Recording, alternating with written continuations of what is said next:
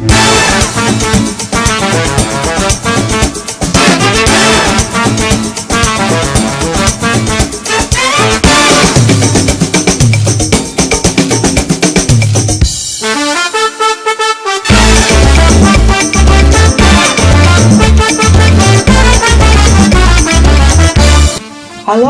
assalamualaikum semuanya. Bertemu kembali dengan mata pelajaran IPS kelas 7 semester 1, dan yang akan dipelajari pada pertemuan ini yaitu tentang potensi kemaritiman Indonesia. Semoga kita selalu diberikan kesehatan dan semangat.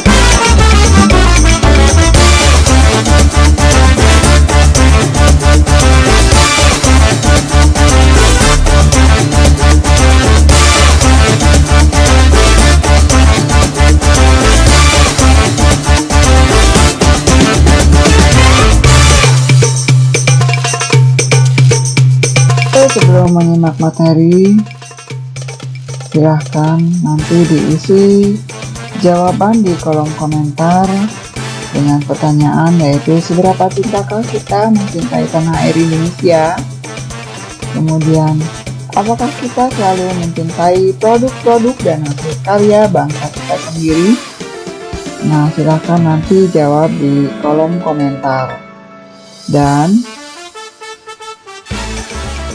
terima kasih untuk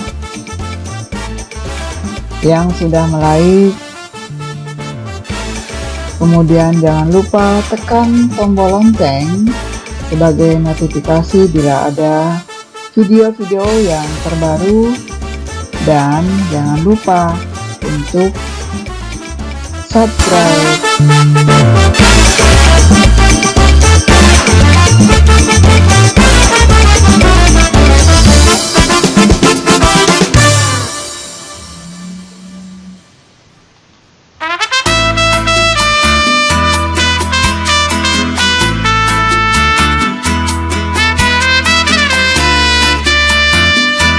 Oke, kita tahu bahwa luas laut Indonesia mencapai 2/3 dari seluruh luas wilayah Indonesia, yaitu 5,8 juta kilometer persegi.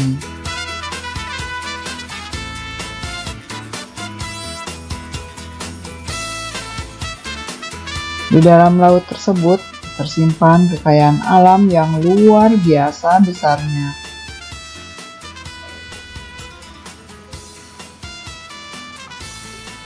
Potensi sumber daya laut Indonesia tidak hanya berupa ikan, tetapi juga bahan tambang seperti minyak bumi, nikel, emas, bauksit, pasir, dan lain-lain yang berada di bawah permukaan laut.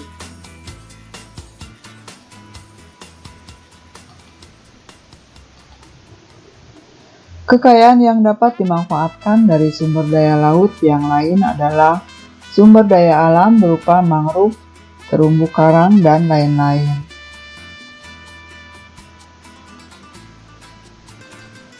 Sumber daya tersebut dikenal dengan sumber daya pesisir.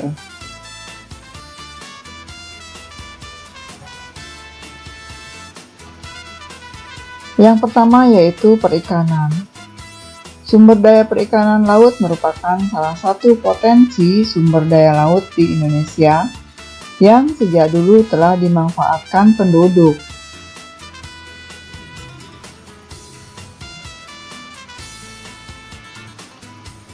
Laut Indonesia memiliki angka potensi lestari yang besar, yaitu 6,4 juta ton per tahun.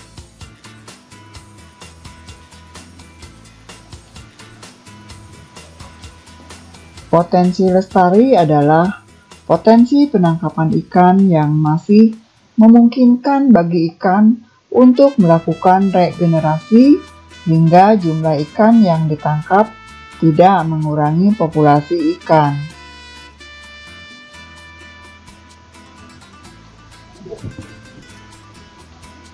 Berdasarkan aturan internasional, jumlah tangkapan yang diperbolehkan adalah 80% dari potensi lestari tersebut, atau sekitar 5,2 juta ton per tahun.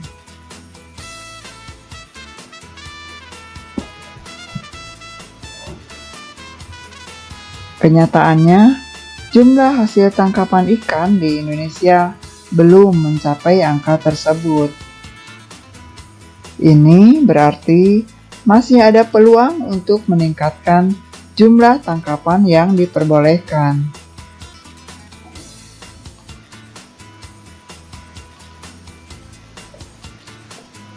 Jika dibandingkan sebaran potensi ikannya, terlihat adanya perbedaan secara umum antara wilayah Indonesia bagian barat dan timur.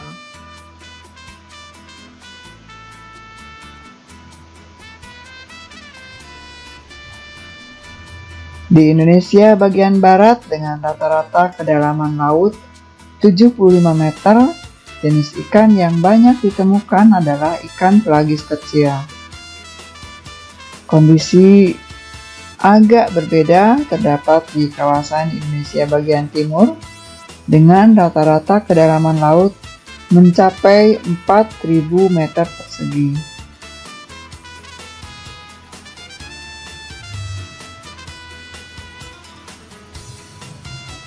Di kawasan Indonesia bagian timur banyak ditemukan ikan pelagis besar seperti cakalang dan tuna.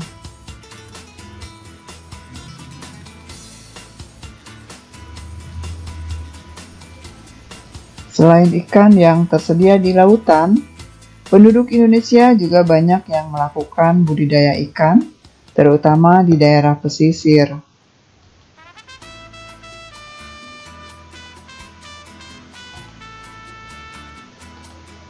Di pantai utara Pulau Jawa, banyak masyarakat yang mengembangkan usaha budidaya ikan dengan menggunakan tambak. Jenis ikan yang dikembangbiakan adalah ikan bandeng dan udang.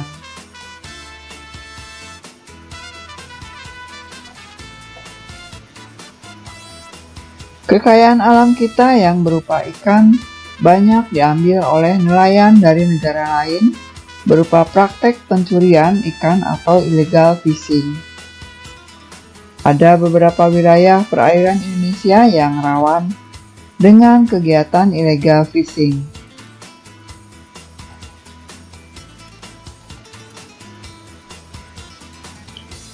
Wilayah perairan Indonesia yang paling rawan dengan pencurian ikan adalah Laut Arafuru di Papua di timur perairan Indonesia.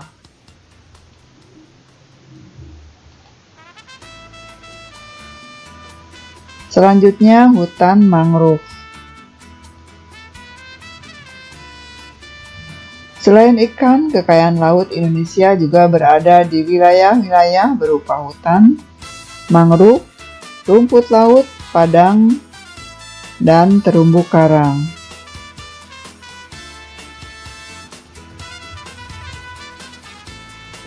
Hutan mangrove adalah tipe hutan yang berada di daerah pasang surut air laut saat air pasang. Hutan mangrove digenangi oleh air laut, sedangkan pada saat air surut, hutan mangrove bebas dari genangan air laut.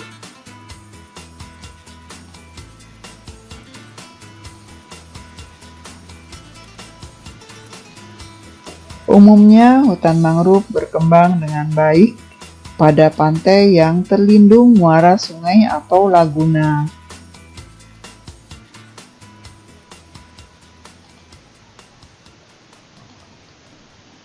Ada dua fungsi hutan mangrove sebagai potensi sumber daya laut di Indonesia, yaitu fungsi ekologis dan ekonomis.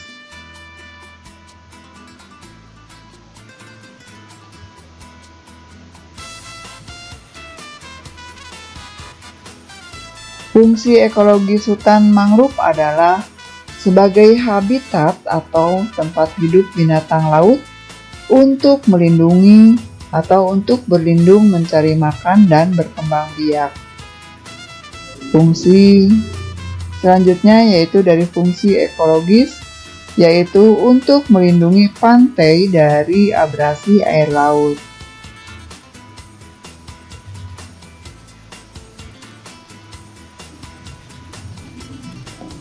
Fungsi ekonomis hutan mangrove berupa nilai ekonomis dari kayu pepohonan dan makhluk hidup yang ada di dalamnya.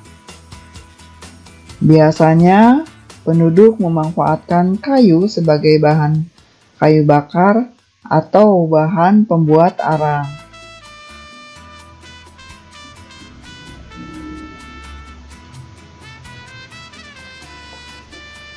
Kayu bakau juga dapat dijadikan bahan pembuat kertas. Selain kayu, hutan mangrove juga dihuni oleh beberapa jenis fauna yang bernilai ekonomis.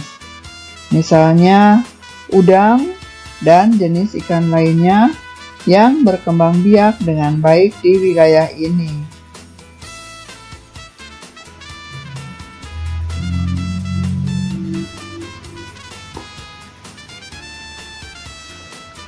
Di mana sajakah sebaran hutan mangrove di Indonesia? Hutan mangrove tersebar di pesisir sebelah barat Pulau Sumatera. Beberapa bagian ada di pantai utara Pulau Jawa, sepanjang pesisir Pulau Kalimantan, pesisir Pulau Papua, dan beberapa pulau kecil lainnya.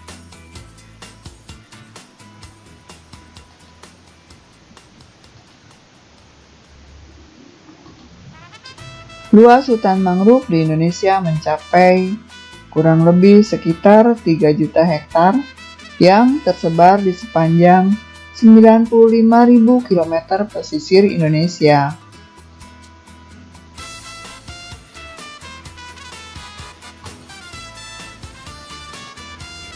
Hutan mangrove Indonesia tidak tersebar secara merata. Luas terbesar hutan mangrove berada di Pulau Papua yang mencapai 3,7 juta hektar.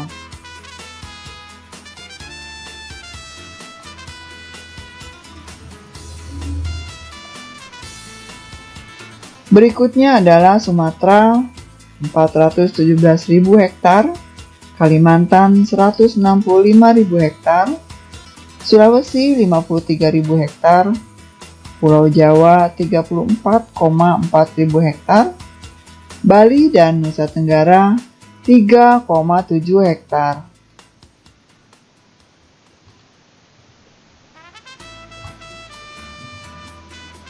Selanjutnya, terumbu karang. Selain memiliki hutan bakau dan perikanan, terumbu karang juga merupakan salah satu potensi kehutanan Indonesia.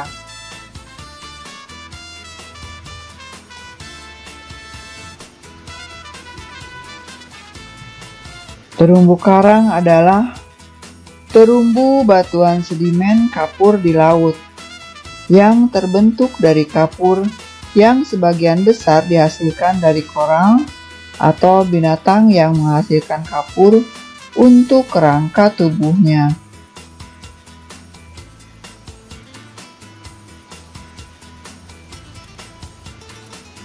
Jika ribuan koral membentuk koloni, koral-koral tersebut akan membentuk karang.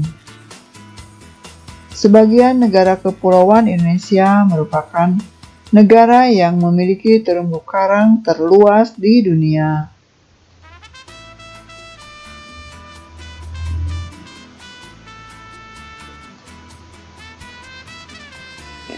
Luas terumbu karang Indonesia mencapai 284,3 ribu km persegi atau setara dengan 18% dari terumbu karang yang ada di seluruh dunia.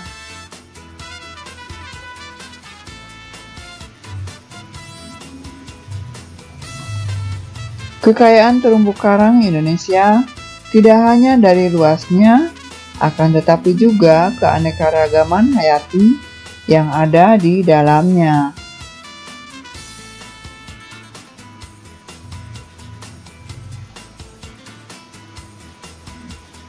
Keanekaragaman hayati terumbu karang sebagai potensi sumber daya laut di Indonesia juga yang tertinggi di dunia.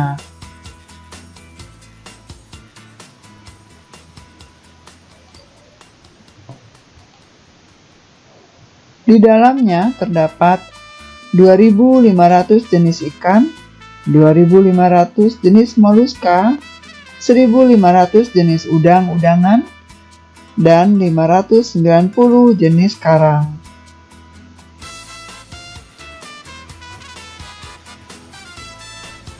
Mengapa terumbu karang banyak ditemukan di wilayah Indonesia? Terumbu karang akan dapat tumbuh dengan baik pada suhu perarian laut antara 21 sampai 29 derajat Celcius.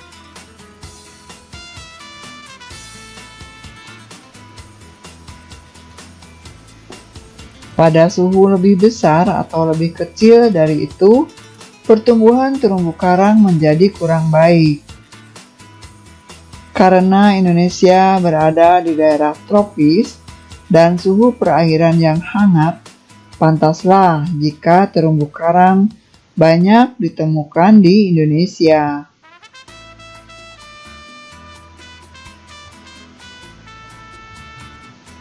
Pertumbuhan terumbu karang juga akan baik pada kondisi air yang jernih dan dangkal.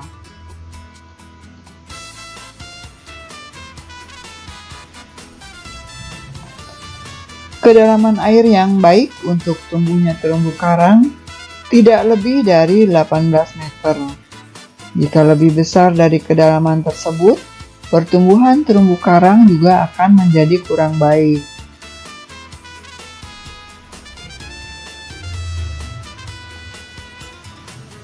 Selain persyaratan tersebut, terumbu karang juga mensyaratkan salinitas atau kandungan garam air laut yang tinggi.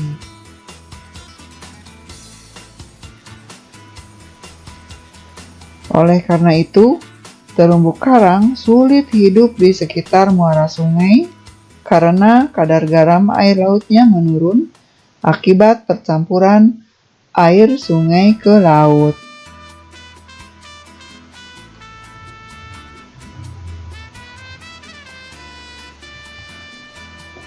Mengapa terumbu karang wajib dilindungi dari kerusakan? Terumbu karang memiliki banyak manfaat, baik manfaat yang bersifat ekonomis, ekologis, maupun sosial ekonomi. Oke, selesai sudah materi yang dipelajari. Sekali lagi jangan lupa untuk like, subscribe, dan mengisi jawaban di kolom komentar. Dan satu lagi yaitu selalu tekan tombol loncengnya untuk atau sebagai notifikasi bila ada video-video terbaru. Selesai sudah, terima kasih untuk yang sudah menyimak. Salam sehat selalu dan semangat!